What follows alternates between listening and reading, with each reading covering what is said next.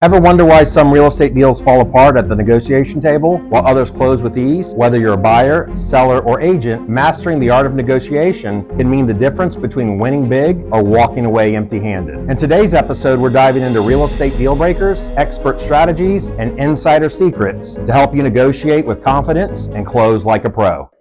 The best negotiators focus on solutions, not roadblocks. Instead of making demands, phrase requests in a way that benefits both parties. Keeping the conversation open and flexible increases the chances of closing successfully. When explaining real estate negotiations, prior to handling negotiations, it's important in the conversations to go over leverage, risk mitigation, and strategic positioning, so that way you have the best chance of putting your client in a winning position. Common mistakes I see most agents make when it comes to negotiations is by not handling potential objections and pitfalls with your client beforehand. Advise them on everything that could go wrong, what might be an issue, how you have a plan to get them the best deal possible, but we might have to compromise if certain things arise and come up throughout the process. Did you know that 35 to 55% of real estate transactions that fall apart are due to poor negotiations? Let's make sure we tighten up that skill set so that way you have more of your deals closing at the table. I'm now going to share 3 key negotiation strategies. First, I'm going to focus on price negotiation. Understand the market value. Use comparative market analysis, otherwise known as a CMA, to determine a fair price. If you're a buyer, don't lowball too hard. Sellers might walk away.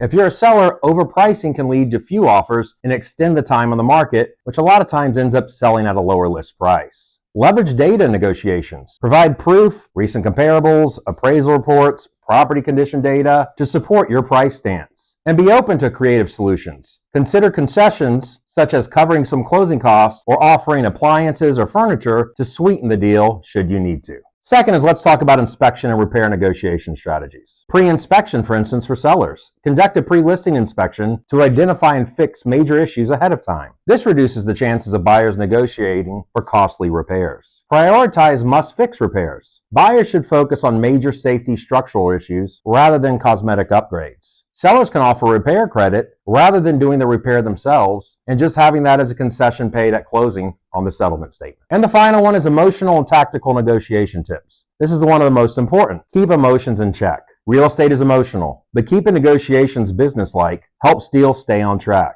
Sellers, don't take low-ball offers personally. Counter with a reasonable middle ground. Buyers, don't get too attached to a home before negotiations are finalized. Know your walk-away point.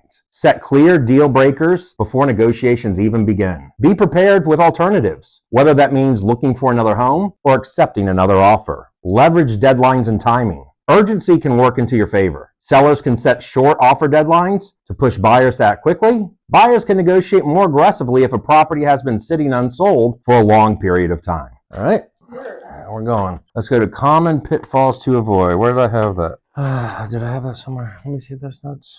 Here are the top negotiation-related reasons for deal failures. 1. Price disagreements. This cancels about 15 to 20% of contracts. Buyers and sellers may fail to reach an agreement on price, leading to a collapsed deal. 2. Inspection issues and repair negotiations. About 10 to 15% of deals fall apart through this. After a home inspection, buyers may request repairs or a price reduction that a seller refuses to do. 3rd is the appraisal gap. 5 to 10% of deals might fall apart because of this. If the home appraises for less than the agreed upon price, negotiations over who covers the difference can lead to a failed deal. And number 4, contingency failures. Makes up about 5 to 10%. Buyers may back out due to financing, home sale, or other contingencies if negotiations on extensions or terms fall through. It's important for you to have solutions in place if any of these start to go south during your transaction. I want to leave you guys with some actionable items today as well and give you some tips on things that might help you through your negotiations. 1, understand the inspection report. A lot of time, it's going to look like a lot of red tape, and this is going to scare off a lot of buyers. Understand how that truly works. Make sure that you're educating and preparing your buyer properly prior to them receiving that inspection report and freaking out. If you have the proper consultation with them ahead of time, this is going to prevent a lot of issues that you might have during the inspection period. The second one is understanding the appraisal. There's been numerous times I've had to dispute appraisals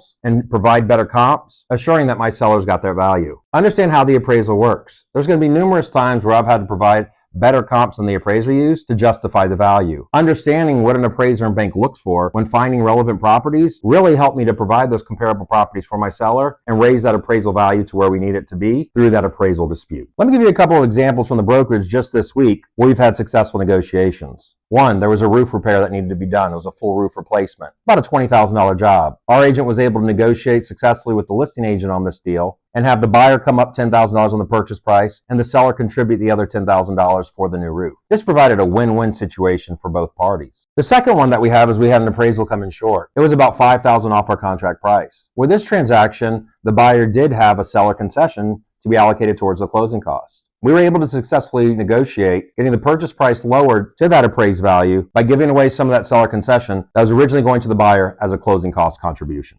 I hope that I provided enough actionable items that's going to help some of you through this negotiation process. Today we covered what to expect, some pitfalls that could occur, and also some success strategies on what to do to keep the deal together if it starts falling apart. I'm hoping I left you guys some actionable items, and once again you found value in this episode. Make sure you tune into the next episode where we discuss nailing the listing presentation.